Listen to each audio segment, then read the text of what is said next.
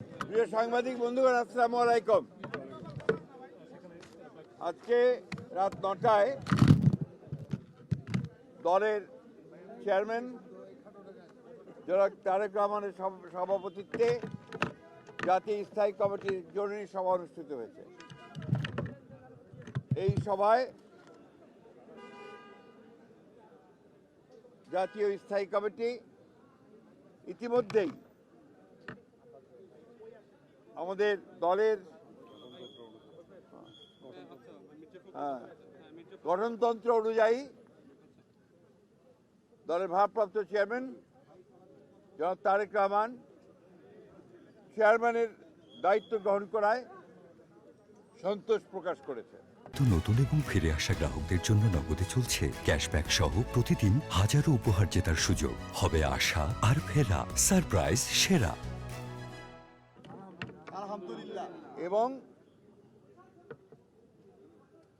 Chairman দল পরিচালনার ক্ষেত্রে যেন সফল হতে পারেন সেই জন্য সবাই দোয়া করেছে। প্রিয় সাংবাদিক বন্ধুগণ, এর পরের যে সিদ্ধান্ত আমরা নিয়েছি, এই সিদ্ধান্তটি হচ্ছে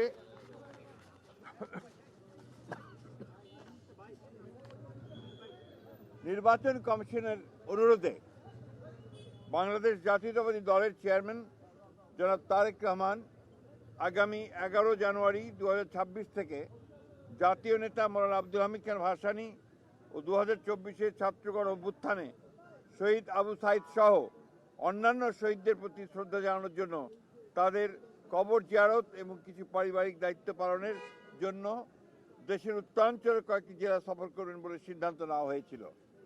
এ ব্যাপারে নির্বাচন কমিশনের অনুরোধে বাংলাদেশ জাতীয়তাবাদী দলের চেয়ারম্যানের এই সফর স্থগিত ঘোষণা করা হয়েছে। আমরা যে আমাদের স্বেচ্ছাসেবক দলের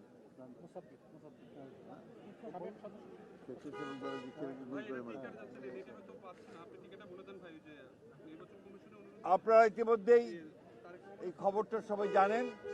প্লিজ ভাই, প্লিজ, আপনারা সবাই খবরটা খুব ভালো করে জানেন যে দেশের যে নির্বাচন আগামী ফেব্রুয়ারি মাসের 12 থেকে অনুষ্ঠিত হতে যাচ্ছে, সেই নির্বাচনকে বিভিন্নভাবে প্রশ্নবিদ্ধ করার জন্য, বানচাল করার জন্য একটা মহল বিভিন্নভাবে চক্রান্ত করছে। তারা ইতিমধ্যেই আপনি জানেন যে উসমান হাদিকে গুলি করে হত্যা করা হয়েছে।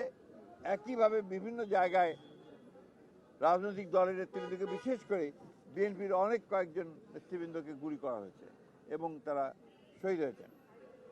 এবং গত কয়েকদিন আগে স্বেচ্ছাসেবক দলের সাবেক সদস্য সচিব, দক্ষিণে না উত্তরের সদস্য সচিব, সাবেক সদস্য সচিব মুসাব্বিরকে গুলি করে হত্যা করা হয়েছে। আমরা ইতিমধ্যেই এর তীব্র নিন্দা জানিয়েছি, ক্ষোভ প্রকাশ করেছি এবং অবিলম্বে হত্যাকারীদেরকে গ্রেফতার করে আইনের আওতায় আনার দাবি জানিয়েছি। আমরা বারবার করে কথা সরকারকে এবং নির্বাচন কমিশনকে জানিয়েছি, জানাতে চাই আবারও, যে এই ধরনের হত্যাকাণ্ড ঘটতে থাকলে এই দেশে নির্বাচনের পরিবেশ বিনষ্ট হবে এবং নির্বাচনের পরিবেশ যেন বিনষ্ট না হয় তার জন্য সকল প্রকার উদ্যোগ গ্রহণ করার জন্য, সক্রিয় প্রক্রিয়া নেওয়ার জন্য আমরা আবারও সরকার এবং নির্বাচন কমিশনকে আহ্বান জানাচ্ছি। আর ইতিমধ্যে আপনারা সবাই জানেন যে আমাদের গণতন্ত্রের মাতা,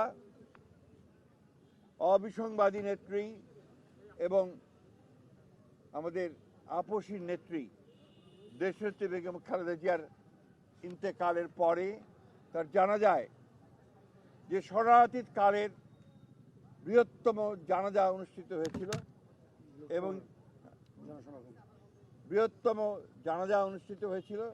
সেই জানাজায় মানুষের যে সমাগম হয়েছিল, এটা এই বাংলাদেশে আর কখনো দেখা যায়নি।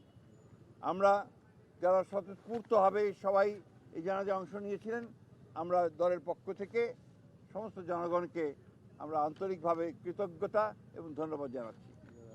এবং আইন শৃঙ্খলা পরিস্থিতি রক্ষা করবার জন্য সেনাবাহিনীর সদস্যরা, সেনাবাহিনীর তিন বাহিনীর প্রধান এবং সরকার যে উদ্যোগ নিয়েছে, সে পুলিশ, র্যাব, বিজেপি যারা সহযোগিতা করেছেন, তাদের সকলকে আমরা আন্তরিকভাবে ধন্যবাদ এবং কৃতজ্ঞতা জানাচ্ছি। আর কিছু?